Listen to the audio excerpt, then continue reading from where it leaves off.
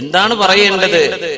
ലോകത്തുള്ള എല്ലാ മുഅ്മിനീങ്ങളുടെ ഖൽബിലെ ഈമാനും കൊണ്ട് വടിച്ചെടുത്തിട്ട് ഒരു തുലാസിന്റെ ഒരു തട്ടിലും മഹാനായ സിദ്ദീഖുൽ അക്ബർ റളിയല്ലാഹു അൻഹുവിന്റെ ഈമാൻ മറ്റിടത്തും കൊണ്ടുപോയി വെച്ചാൽ സിദ്ദീഖ് റളിയല്ലാഹു അൻഹുവിന്റെ ഈമാൻ കനന്തൂങ്ങുമെന്ന് റസൂലുള്ളാഹി സ്വല്ലല്ലാഹു അലൈഹി വസല്ലം. ഇനി അതിന്റെ അപ്പുറം നമുക്ക് എന്താ വേണ്ടത്? എല്ലാ നന്മകളും ഒരുമിച്ച് കൂടിയ മഹാനല്ലേ. അതുകൊണ്ട് അല്ലാഹു ഉലുൽ ഫദ്ലി, ശ്രേഷ്ഠതയുള്ളവർ, ഒരുപാട് ശ്രേഷ്ഠതയുള്ള മഹാനാണ്. റസൂലുള്ളാഹി സ്വല്ലല്ലാഹു അലൈഹി വസല്ലം തങ്ങൾ പറയുമായിരുന്നു, മൻ അൻഫഖ സൗജൈനി ഫീ സബീലില്ലാഹ് ദുഇയ മിൻ അബ്വാബിൽ ജന്നഹ് ഹാദാ യാ അബ്ദല്ലാഹ് ഹാദാ ഖൈർ.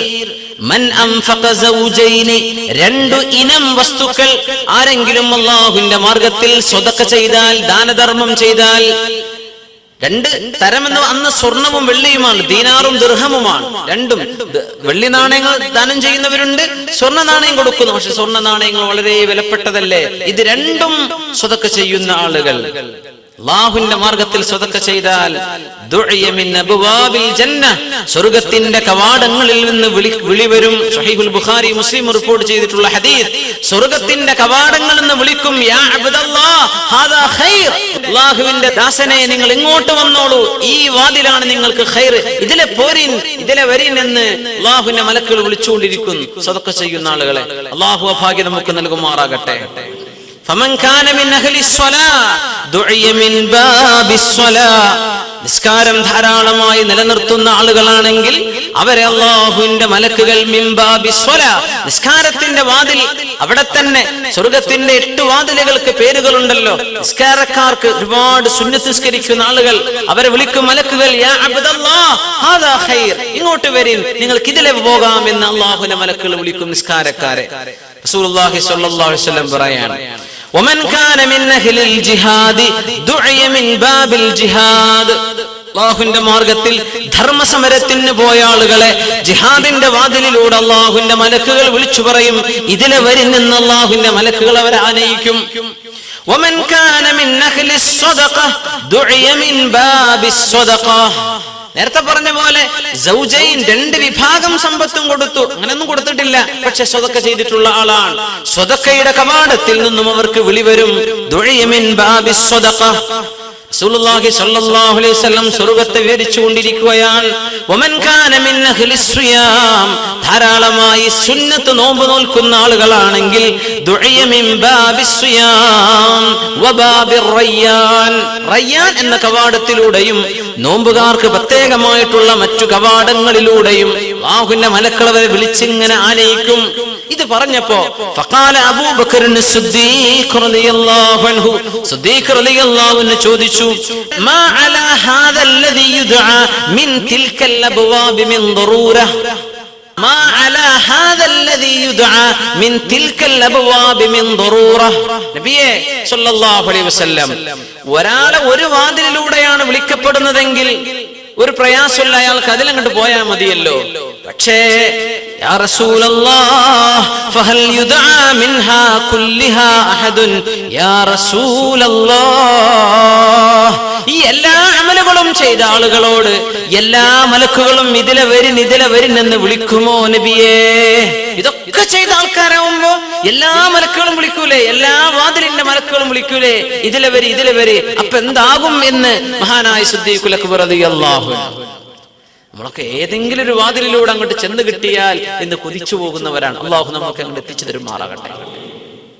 സിദ്ദീഖ് റളിയല്ലാഹു അൻഹു ചോദിച്ചു, നബിയെ ഇങ്ങനെ എല്ലാ വാതിലേക്ക് കൂടെ അങ്ങോട്ട് വിളിച്ചാൽ എന്താവും എന്ന് ചോദിച്ചപ്പോ, അങ്ങനെ വിളിക്കപ്പെടുവോ നബിയെ എന്ന് ചോദിച്ചു.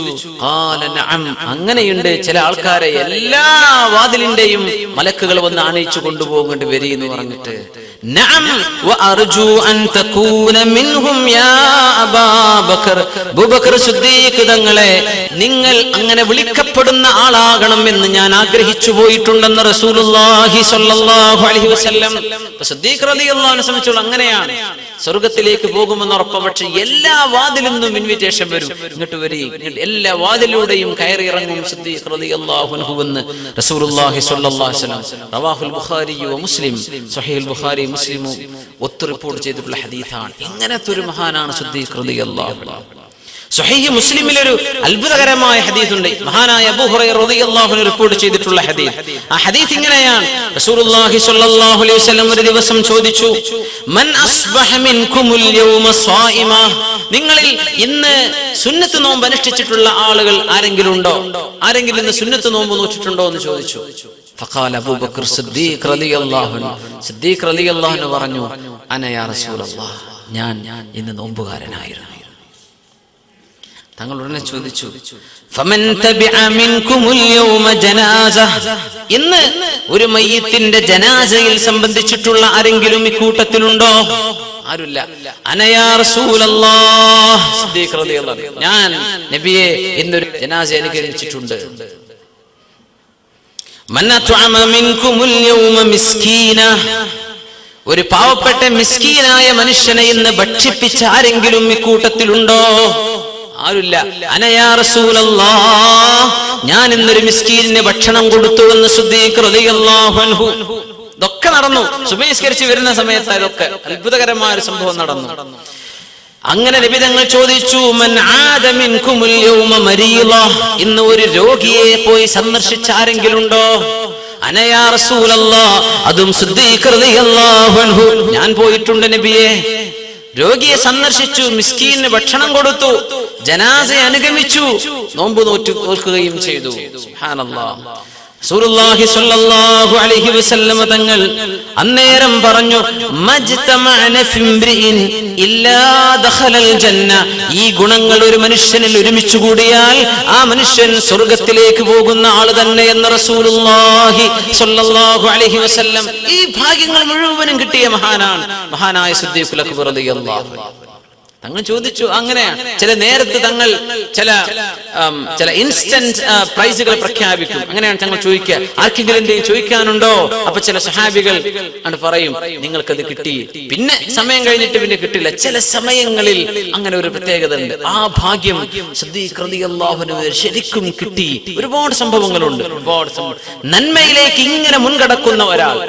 ഉമർ റളിയല്ലാഹു അൻഹുവിന്റെ സംഭവം നമുക്കറിയാമല്ലോ. എന്നും വിചാരിക്കും അവർ ഇത്തവണയെങ്കിലും സിദ്ദീഖ് റളിയല്ലാഹു അൻഹു പിന്തള്ളണമെന്ന്. അങ്ങനെയാണല്ലോ സ്വതക്കയുടെ വിഷയം വന്നപ്പോ ഉമർ റളിയല്ലാഹു അൻഹു സമ്പത്തിന്റെ പകുതി സിദ്ദീഖ് തങ്ങളോട് ചോദിച്ചു. അഷ്റഫുൽ ഖൽഖ് സ്വല്ലല്ലാഹു അലൈഹി വസല്ലം, സിദ്ദീഖ് എന്നവരെ നിങ്ങൾ എന്താ കൊണ്ടുവന്നത്? ഞാൻ എല്ലാം കൊണ്ടുവന്ന നബിയെ. എന്താ വീട്ടുകാർക്ക് ബാക്കി വെച്ചത്? അല്ലാഹു റസൂല, അല്ലാഹും റസൂലും മാത്രം ബാക്കിയുണ്ട്, ബാക്കിയൊക്കെ ഞാൻ കൊണ്ടുവന്നു. അങ്ങനെ ഒരാൾക്ക് സ്വതക്ക ചെയ്യാൻ പറ്റുമോ? ഫിഖ് നോക്കിക്കഴിഞ്ഞാൽ കുഴപ്പമില്ല, പക്ഷേ അവന്റെ ശരീരത്തിൽ ഇൻഫാഖ് ചെയ്യാനുള്ളത് ബാക്കി വെച്ചിട്ട് സ്വതക്ക ചെയ്താൽ മതി. പക്ഷേ തസവൂഫ് എന്ന് പറയും, ചെയ്തോ തവക്കൽ അലല്ലാഹ്. ഇതാണ് വ്യത്യാസം. ഇതാണ് വ്യത്യാസം. അങ്ങനെ വേണോ? ചെയ്യണം എന്നല്ല, ഓപ്ഷണൽ. വേണമെങ്കിൽ നീ ചെയ്തോ, പക്ഷേ സിദ്ദീഖ് റളിയല്ലാഹു അൻഹു അങ്ങനെ ചെയ്തിട്ടുണ്ട്. സുബ്ഹാനല്ലാഹ്. എല്ലാം കൊണ്ടുവന്ന് കൊടുത്തു, ഒന്നും ബാക്കിയില്ല. അങ്ങനത്തെ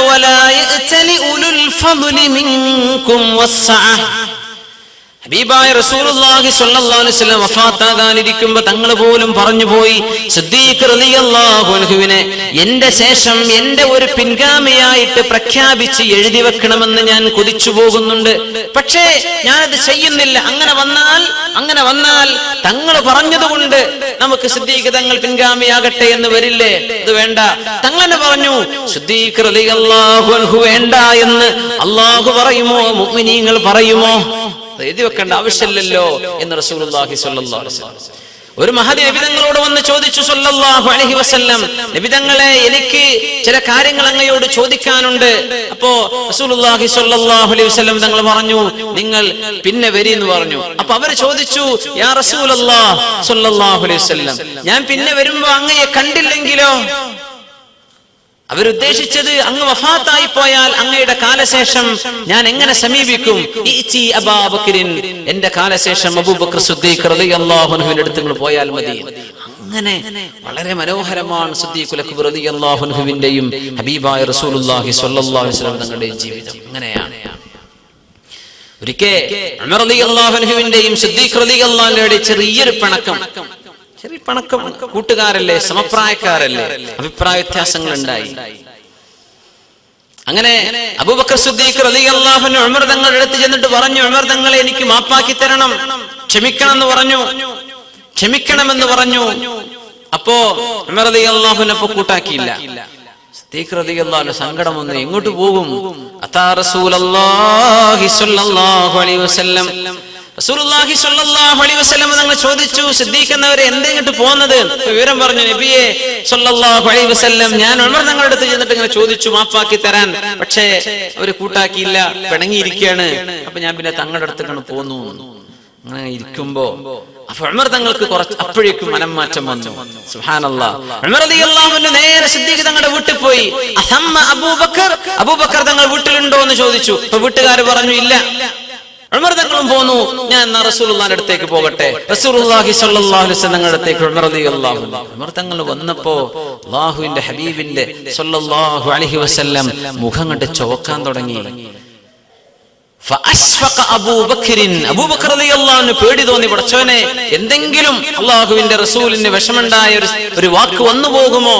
അങ്ങനെ ഉമർ റളിയല്ലാഹു അൻഹു കാലിൽ മുട്ടുകുത്തിയിട്ട് അല്ലാഹുവിന്റെ ഹബീബിനോട് പറഞ്ഞു, നബിയേ, ഞാനാണ് അതിക്രമം പ്രവർത്തിച്ചത് നബിയേ, എന്റെ പക്കലാണ് തെറ്റ് നബിയേ, എന്റെ പക്കലാണ് തെറ്റെന്ന് മഹാനായ ഉമർ ഫാറൂഖ് റളിയല്ലാഹു അൻഹു. പ്രശ്നം സോൾവ് ആയി. അവിടെ ഒരു ഈഗോ പ്രശ്നമില്ല. അങ്ങോട്ട് അല്ലാഹുവിന്റെ റസൂലിന്റെ മുമ്പിൽ സ്വല്ലല്ലാഹു അലൈഹി വസല്ലം കാര്യങ്ങൾ വളരെ ട്രാൻസ്പാരന്റ് ആണ്. നബിയേ, ഞാനാണ് കുറ്റം ചെയ്തത് കേട്ടോ, സിദ്ദീഖ് റളിയല്ലാഹു അൻഹു നിരപരാധിയാണ് എന്ന് പറഞ്ഞു ഉമർ റളിയല്ലാഹു അൻഹു. അങ്ങനെ ഇരിക്കുമ്പോൾ റസൂലുള്ളാഹി സ്വല്ലല്ലാഹു അലൈഹി വസല്ലം തങ്ങൾ പറഞ്ഞു, എന്റെ കൂട്ടുകാരനായ അബൂബക്കർ സിദ്ദീഖ് റളിയല്ലാഹു അൻഹുവിനെ എങ്ങനെ നിങ്ങൾക്ക് വേദനിപ്പിക്കാൻ കഴിയും? ഞാൻ ദീനുമായി വന്നപ്പോ നിങ്ങളൊക്കെ പറഞ്ഞില്ലേ കദബ്ത, നിങ്ങൾ പറയുന്നത് നുണയാണ് എന്ന്. എന്റെ സിദ്ദീഖ് റളിയല്ലാഹു അൻഹു പറഞ്ഞത് സദഖത, നിങ്ങൾ പറഞ്ഞത് സത്യമാണെന്ന് ജനങ്ങളിൽ ആദ്യമായി എന്നെ വിശ്വസിച്ചത് എന്റെ ഭാര്യ ഖദീജ റളിയല്ലാഹു അൻഹ കഴിഞ്ഞാൽ പിന്നെ എന്നെ ആദ്യം വിശ്വസിച്ചത് എന്റെ കൂട്ടുകാരൻ അബൂബക്കർ സിദ്ദീഖ് റളിയല്ലാഹു അൻഹു അല്ലേ? അങ്ങനത്തെ സിദ്ദീഖ് എന്നവരെ എങ്ങനെ നിങ്ങൾക്ക് വേദനിപ്പിക്കാൻ കഴിയുന്നു തങ്ങൾ ചോദിക്കുകയാണ്. സുബ്ഹാനല്ലാഹ്. അങ്ങനത്തെ ഒരു വല്ലാത്ത മഹാനാണ് സിദ്ദീഖുൽ അക്ബർ റളിയല്ലാഹു അൻഹു. ഉഹദ് മലയുടെ മുകളിൽ ഒരിക്കൽ റസൂലുള്ളാഹി സ്വല്ലല്ലാഹു അലൈഹി വസല്ലം തങ്ങളും സിദ്ദീഖ് റളിയല്ലാഹു അൻഹു, ഉമർ റളിയല്ലാഹു അൻഹു, ഉസ്മാൻ റളിയല്ലാഹു അൻഹു, ഇവര് 4 മഹാന്മാർ ഉഹദ് മലയുടെ മുകളിൽ ഇങ്ങനെ കയറി നിൽക്കുന്ന സമയത്ത് ഫറജിഫ, പർവ്വതത്തിന്റെ ഒരു ഇളക്കങ്ങനെ, ഒരു ഭൂചലനം പോലെ. സുബ്ഹാനല്ലാഹ്. നമ്മുടെ നാട്ടിലൊക്കെ കേൾക്കുന്നല്ലേ, അല്ലാഹു എല്ലാ വിപത്തുകളിൽ നിന്നും അല്ലാഹു നമ്മെ കാത്തുരക്ഷിക്കുമാറാകട്ടെ. എല്ലായിടത്തും എല്ലാ വിപത്തുകളിൽ നിന്നും അല്ലാഹു നമ്മെ കാക്കുമാറാകട്ടെ. നാട്ടിലും ഇവിടെയൊക്കെ അല്ലാഹു എല്ലാ ഫിത്നകളിൽ നിന്നും കാക്കുമാറാകട്ടെ. പർവ്വതത്തിനൊരു ചലനം. അല്ലാഹുവിന്റെ റസൂൽ സ്വല്ലല്ലാഹു അലൈഹി വസല്ലം എന്താ പറഞ്ഞത്? ഇഹ്ദ യാ ഉഹദ്, ഉഹദേ, ഉഹദ് പർവ്വതമേ ശാന്തമായിട്ടിരിക്കിൻ എന്ന് പറഞ്ഞു റസൂലുള്ളാഹി സ്വല്ലല്ലാഹു അലൈഹി വസല്ലം. ഉഹദ് പർവ്വതം ഒരു ജീവനുള്ള സാധനമാണെന്ന് മനസ്സിലാക്കണം കേട്ടോ. അത് സെന്റിമെന്റ്സുകൾ ഉള്ളതാണെന്ന് റസൂലുള്ളാഹി സ്വല്ലല്ലാഹു അലൈഹി വസല്ലം പറഞ്ഞിട്ടുണ്ട്. ഉംറക്കൊക്കെ പോയി വരുന്ന ആളുകൾ, ഇനി ഉംറക്ക് പോകാനിരിക്കുന്ന ആളുകൾ അവിടെ ചെന്നിട്ട് ഇത് അനുഭവിക്കണം. ഉഹദ് മല എന്ന് പറയുന്നത് ഹബീബായ റസൂലുള്ളാഹി സ്വല്ലല്ലാഹു അലൈഹി വസല്ലം തങ്ങളുടെ പള്ളിയിൽ നിന്ന് നോക്കിയാൽ, ബാബു ഫഹദിലൂടെ അങ്ങോട്ട് നോക്കിയ നേരെ ആ റോഡിന്റെ വിടവിലൂടെ നേരെ കാണുന്ന ആ പർവ്വതം. ഉഹദുൻ യുഹിബ്ബുനാ വനുഹിബ്ബു, ഉഹദ് മലയോട് നമുക്ക് ഇഷ്ടമാണ്, ഉഹദിന് നമ്മളോടും ഇഷ്ടമാണെന്ന് നബിയുനാ റസൂലുള്ളാഹി സ്വല്ലല്ലാഹു അലൈഹി വസല്ലം. മുഅ്മിനീങ്ങളെ സ്നേഹിക്കുന്ന പർവ്വതമാണ് ഉഹദ് എന്ന് റസൂലുള്ളാഹി സ്വല്ലല്ലാഹു അലൈഹി വസല്ലം. തങ്ങൾക്ക് അതിനോട് ഇഷ്ടമായിരുന്നു. ഇരിക്കട്ടെ, ഇതൊക്കെ മറ്റു പല ഭാഗങ്ങളും നമുക്ക് മനസ്സിലാക്കാനുള്ള ഒരു ഹദീസാണ്. തങ്ങൾ ഇരിക്കുമ്പോൾ തങ്ങൾ പറഞ്ഞു, ഇഹ്ദ, ഉഹദേ അനങ്ങല്ലേ, ഫഇന്നമാ അലൈക, നിന്റെ മേൽ കയറി നിൽക്കുന്നത് നബിയുൻ, ഒന്ന് അല്ലാഹുവിന്റെ നബിയാൻ, വസിദ്ദീഖ്, പിന്നെ ഏറ്റവും സത്യസന്ധനായ കൂട്ടുകാരൻ, വശഹീദാൻ, പിന്നെ 2 ശുഹദാക്കളുമാണ് ഈ കൂടെ നിൽക്കുന്നത് ഉഹദേ, അതുകൊണ്ട് അനങ്ങല്ലേ എന്ന് പറഞ്ഞു. ഫസകത, അങ്ങനെ ഉഹദ് പർവ്വതം ശാന്തമായി നിന്നു എന്ന് സ്വഹീഹായ ഹദീസുകളിൽ വന്നിട്ടുണ്ട്. സുബ്ഹാനല്ലാഹ്.